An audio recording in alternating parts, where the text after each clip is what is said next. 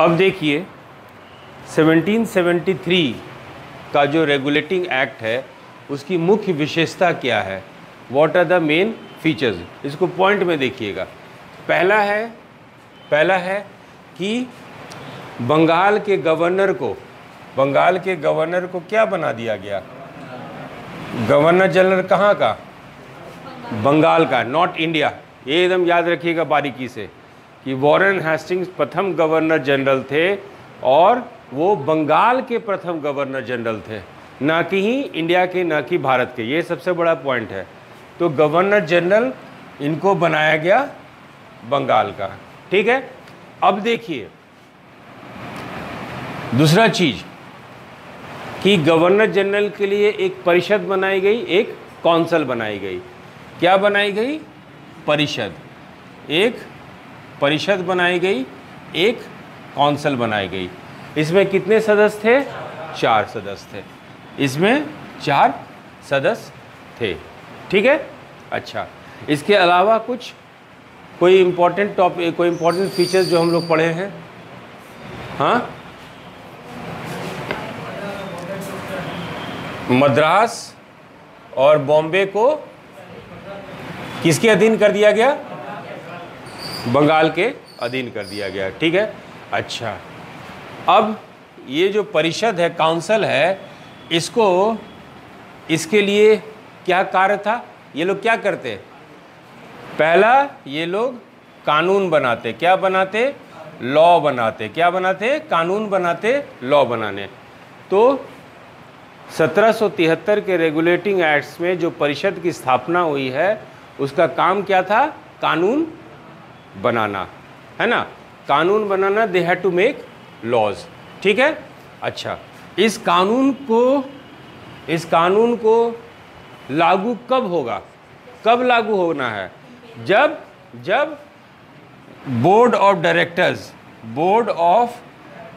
Directors की अनुमति हो, निदेशक मंडल की अनुमति से ही ये इम्प्लीमेंट हो सकता है, कार्यान्वित हो सकता है, ठीक है।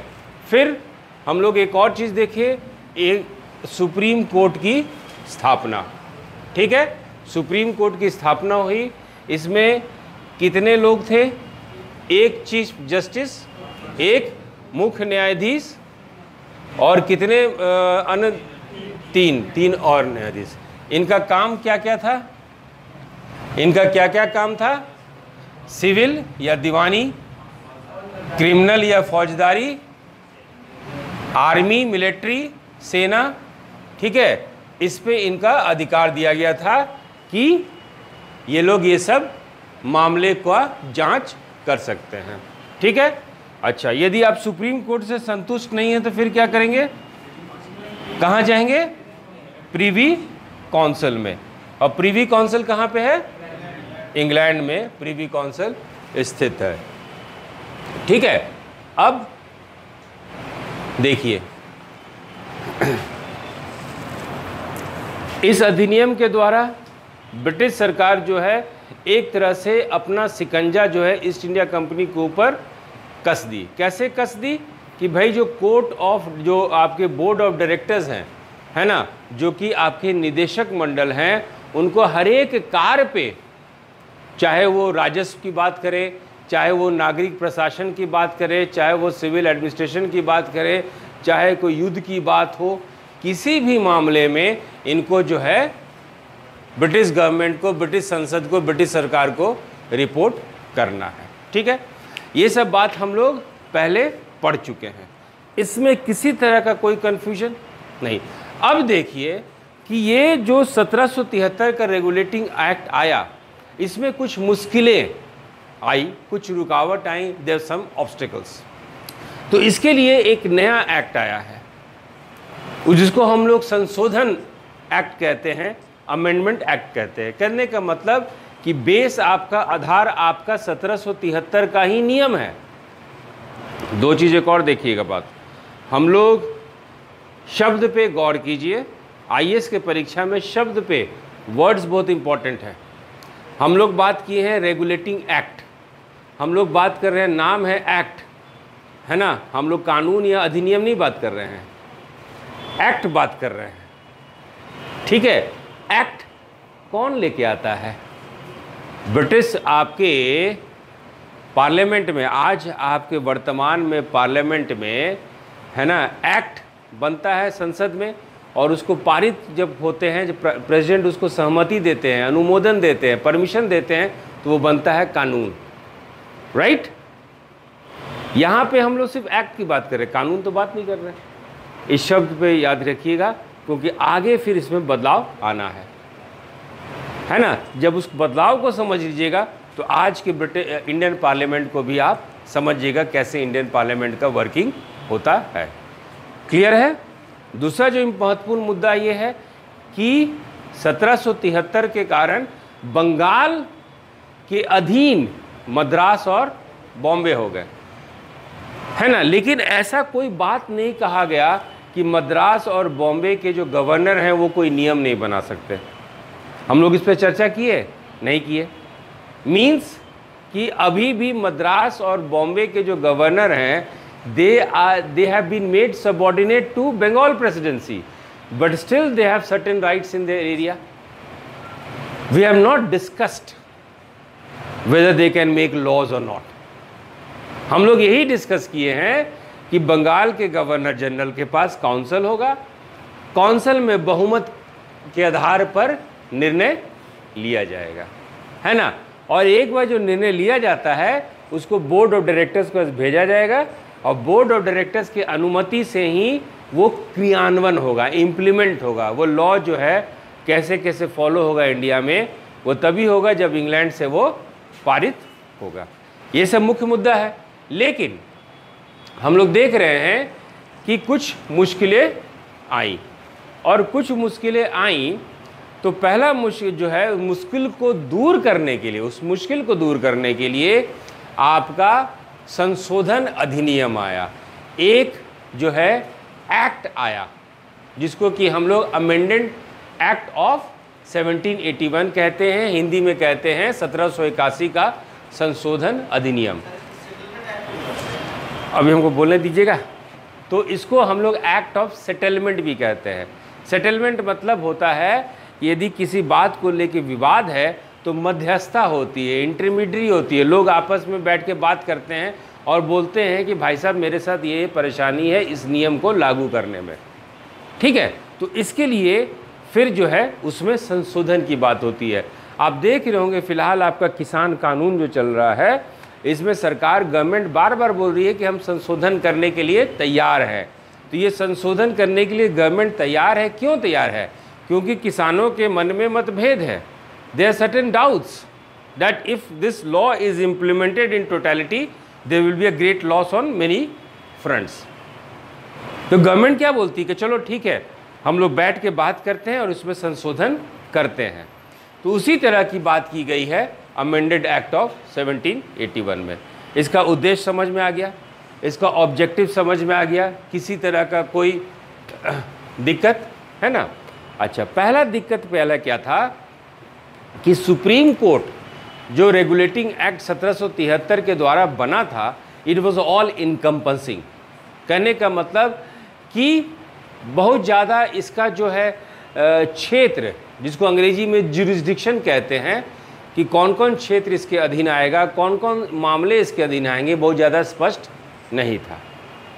लेकिन ये बात कहा गया था कि चाहे वो कंपनी के अधिकारी हो, चाहे वो सम्राट के अधिकारी हो, है ना, even if there is an Englishman residing in India and he may be a servant of East India Company or he may be an employee of the British government, चाहे आपका आधार कुछ भी हो, सुप्रीम कोर्ट जो है आपके विरुद्ध जो है एक्शन लेने के लिए जो है उसके पास शक्तियां हैं।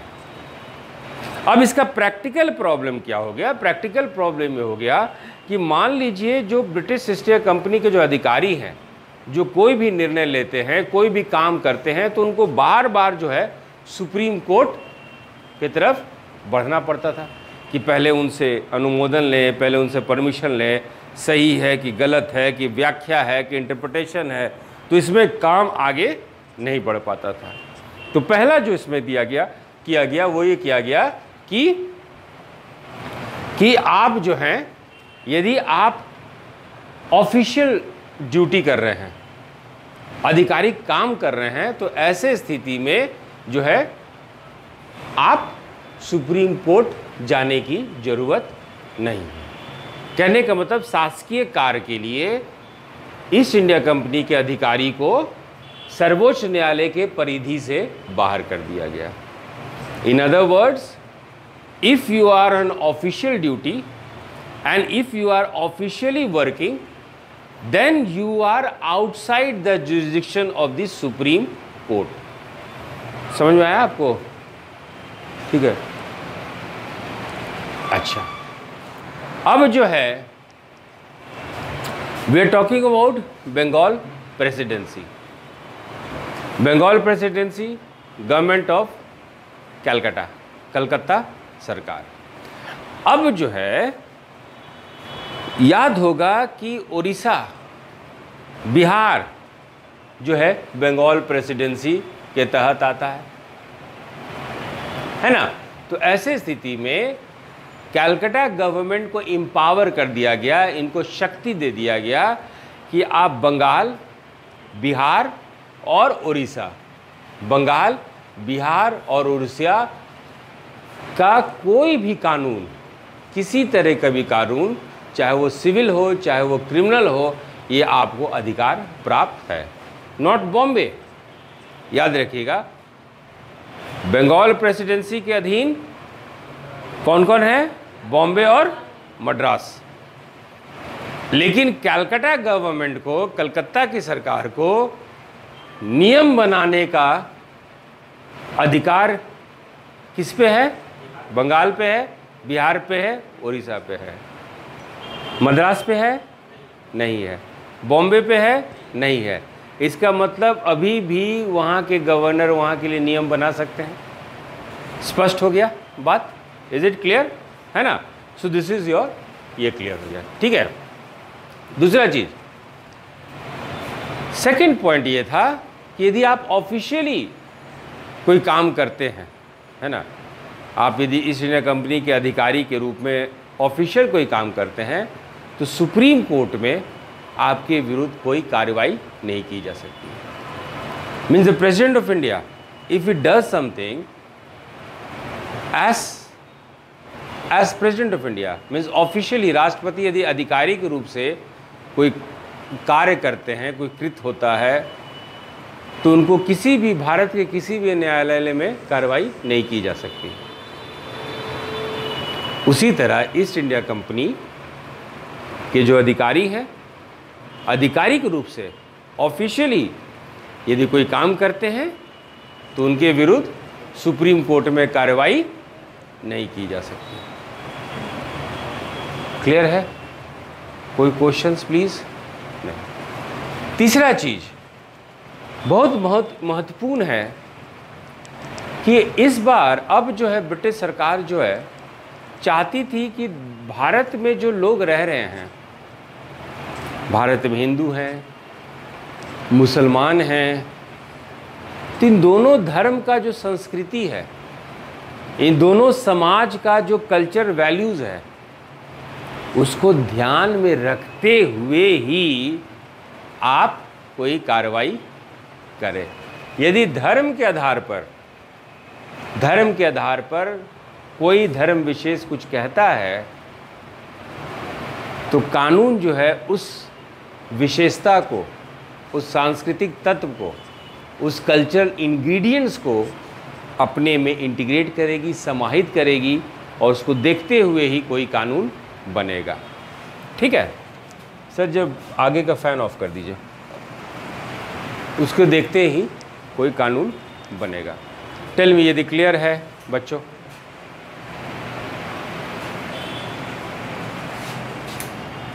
बस बस बस, ठीक ठीक है। यहाँ तक कोई दिक्कत बच्चों? अच्छा,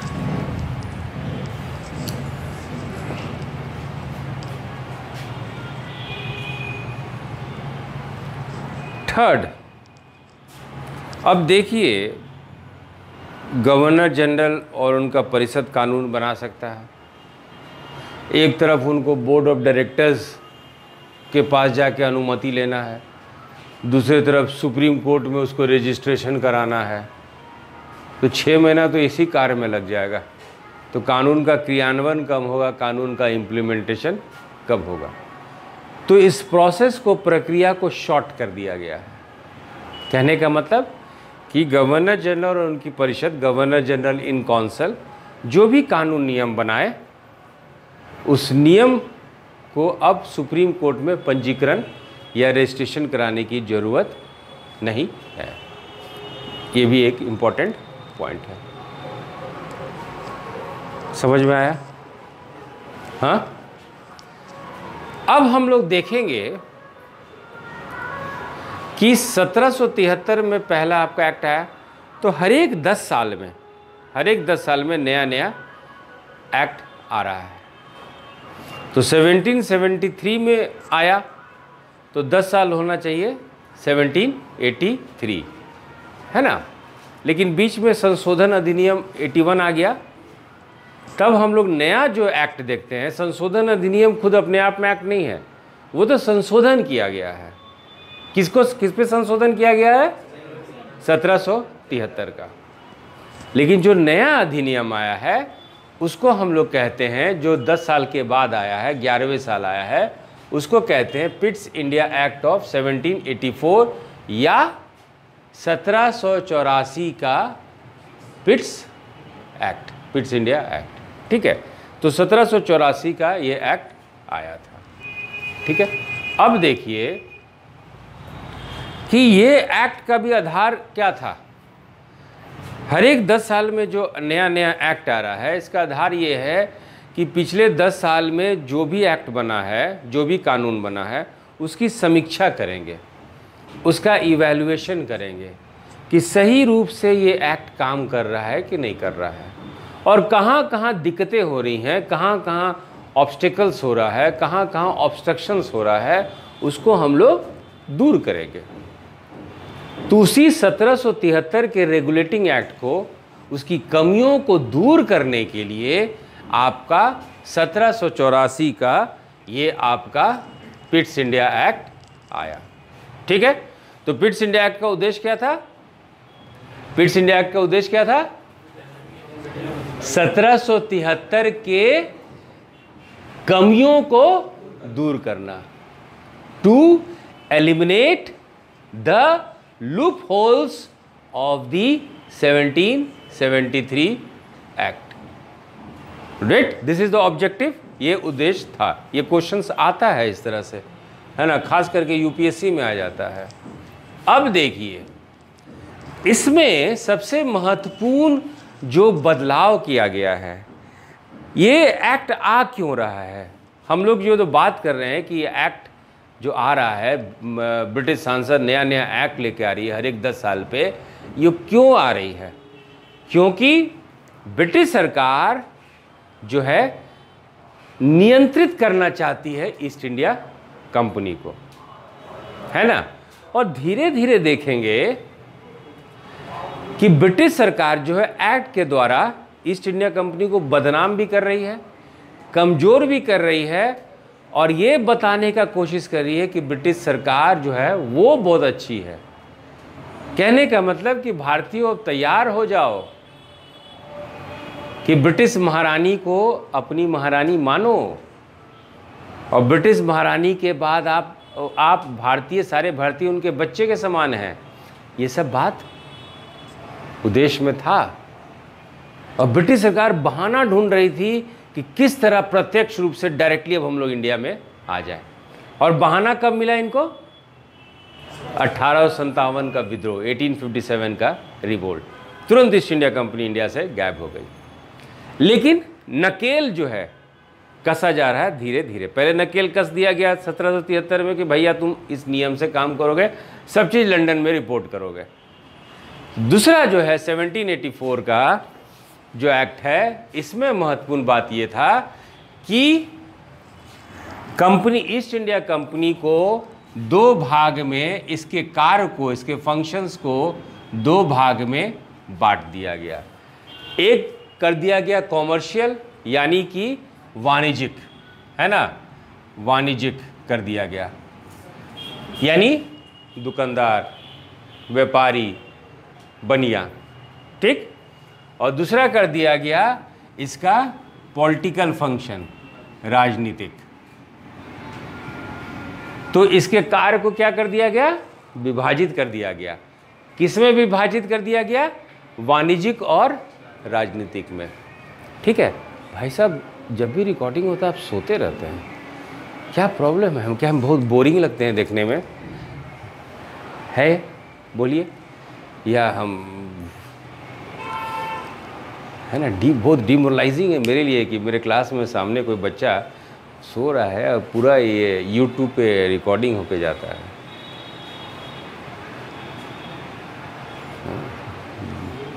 सोना सेहत के लिए अच्छी बात है, लेकिन यहाँ पे पता नहीं क्या, पंखा बंद कर दें, हीटर चला दें, गर्मी लगेगा तो शायद, ठीक है। अब जो है ईस्ट इंडिया कंपनी को कितने भाग में बांट दिया गया, कौन कौन, कॉमर्शियल एंड पॉलिटिकल।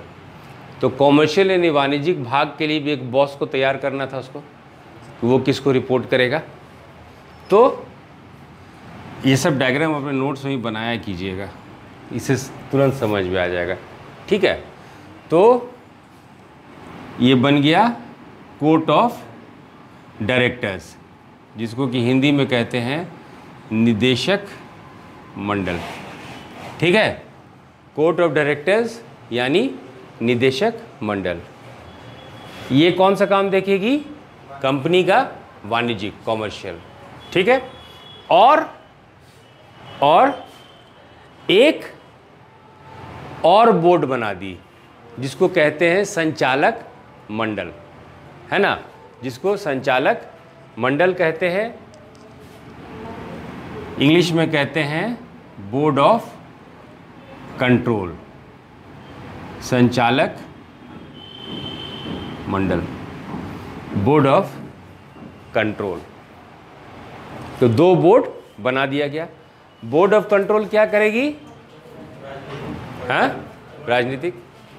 तो भारत में आप क्या देखते हैं अब कि दो दो सरकार है, वाणिज्यिक कॉमर्शियल के लिए भैया कोर्ट ऑफ डायरेक्टर्स है, और राजनीतिक के लिए तो दो दो सरकार हुई ना।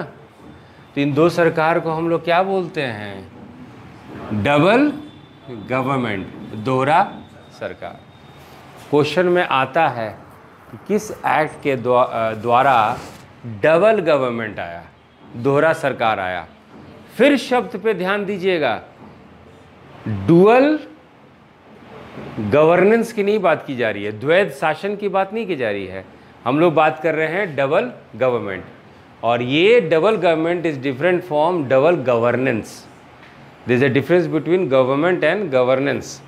शासन और सरकार में अंतर है, यहाँ तो कंट्रोल दो अलग अलग है, ठीक है। अब ये जो आपका संसाधक, जो आपका जो संचालक मंडल की स्थापना हुई, जो बोर्ड ऑफ कंट्रोल की स्थापना हुई, इसका काम क्या था, राजनीतिक। तो सारा राजनीतिक यानी नागरिक प्रशासन यानी civil administration, military administration, civil administration, military administration और रेवेन्यू, राजस्व, पैसा, है ना। नागरिक प्रशासन, सैनिक प्रशासन और राजस्व प्रशासन, सारा कुछ किसके तहत चला गया, बोर्ड ऑफ कंट्रोल। इसीलिए इसको कहते हैं हम लोग डबल गवर्नमेंट या दोहरा सरकार।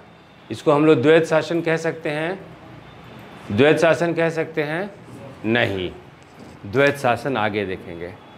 इस तरह का भी क्वेश्चन आता है कि डबल गवर्नमेंट, द्वैध शासन या दोहरा सरकार किस एक्ट के द्वारा आया। तो कन्फ्यूजन अलग अलग रखिएगा, ठीक है। अब देखिए, अब जो है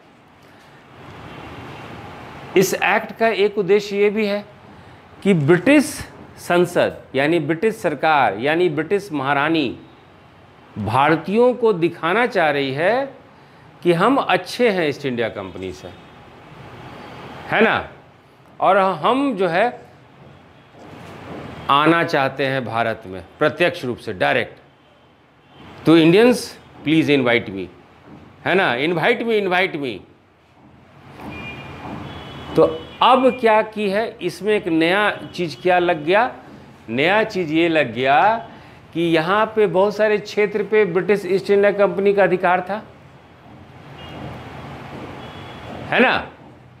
जहां जहां ईस्ट इंडिया कंपनी का अधिकार था उसको बोला गया ये है ब्रिटिश पोजीशंस इन इंडिया, यानी ब्रिटिश साम्राज्य का नाम दिया गया, है ना, ब्रिटिश साम्राज्य।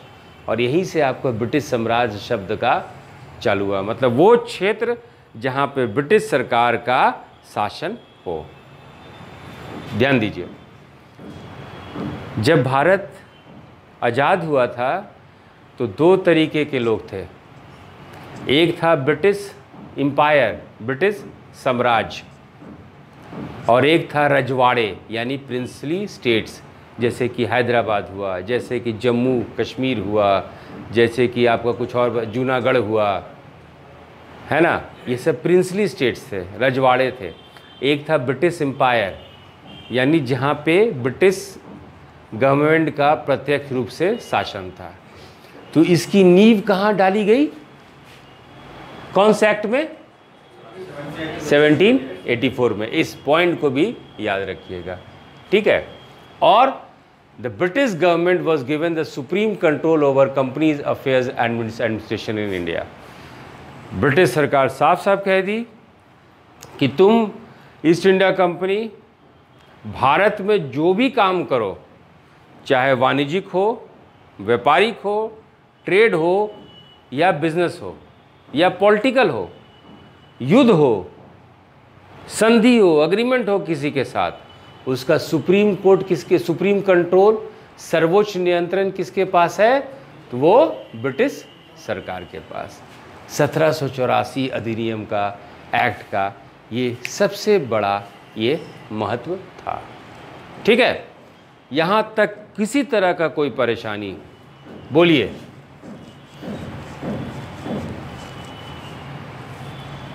किसी तरह की कोई परेशानी। 1773 में कौंसल या गवर्नर जनरल का जो परिषद था उसमें कितने सदस्य थे, 4। अब ये घट के कितने हो गए, 3। ये घट के हो गए 3, ठीक है। ये जो संचालक मंडल है या बोर्ड ऑफ कंट्रोल, ये गवर्नर और गवर्नर जनरल की नियुक्ति कर सकते हैं, ठीक है ना। बोर्ड ऑफ डायरेक्टर्स का भी, यदि बोर्ड ऑफ निदेशक मंडल भी चाहें तो गवर्नर जनरल की नियुक्ति कर सकते हैं, उनका से रहेगा। लेकिन हटाने का जो शक्ति है वो इनका और इंग्लैंड की महारानी को रहेगा, ठीक है। कि आ तो गए, रहोगे मेरे मर्जी पे।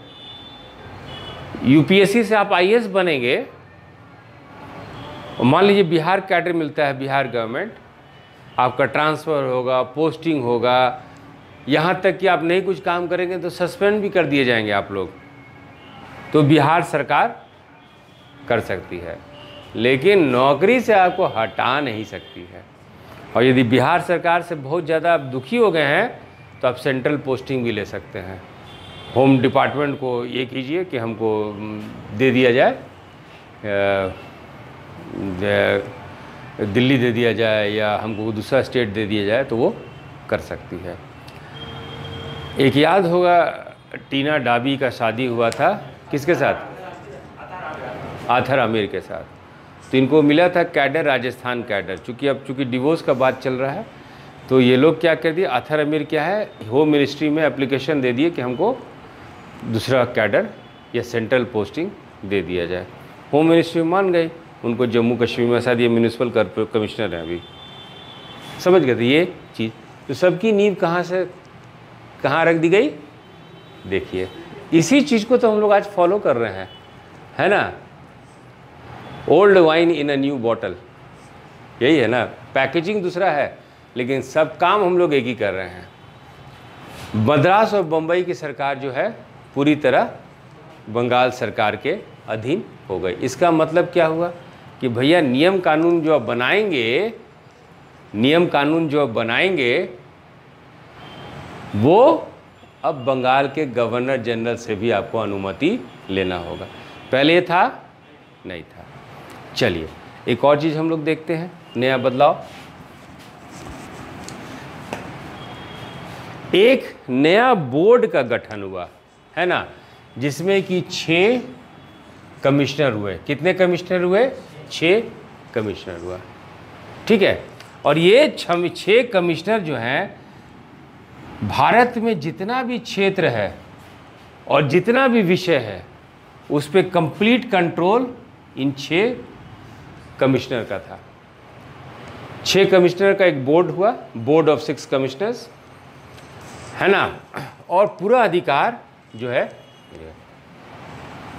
अब देखिए, मान लीजिए गवर्नर जनरल इन काउंसिल कोई कानून बनाते हैं तो ये बोर्ड ऑफ कंट्रोल के पास जाता है अनुमति के लिए। ये अनुमति देती है तो ये रूट होगा ये 6 कमिश्नर के बोर्ड से ही, है ना।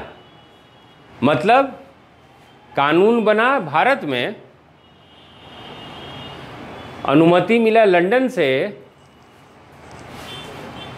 ये भी ईस्ट इंडिया कंपनी का ही पार्ट है, लेकिन ये तब तक काम नहीं करेगा जब तक कि 6 बोर्ड ऑफ कमिश्नर से इनकी अनुमति नहीं मिले, है ना। अच्छा, बोर्ड ऑफ कंट्रोल बहुत महत्वपूर्ण हो गया, राजनीतिक रूप से इनका दबदबा बहुत बढ़ गया। अब गवर्नर जनरल न किसी के साथ युद्ध कर सकता था, न किसी के साथ संधि कर सकता था। जो भी करेगा वो किसके मदद से करेगा? बोर्ड ऑफ कंट्रोल के मदद से चलता रहेगा, है ना। कोई कन्फ्यूजन इसमें? किसी तरह कोई कन्फ्यूजन? ये सब बहुत इम्पॉर्टेंट है, टफ है, बहुत क्वेश्चन इस पे आता है, बहुत ही ज़्यादा क्वेश्चन भी आता है इस पे, और जो है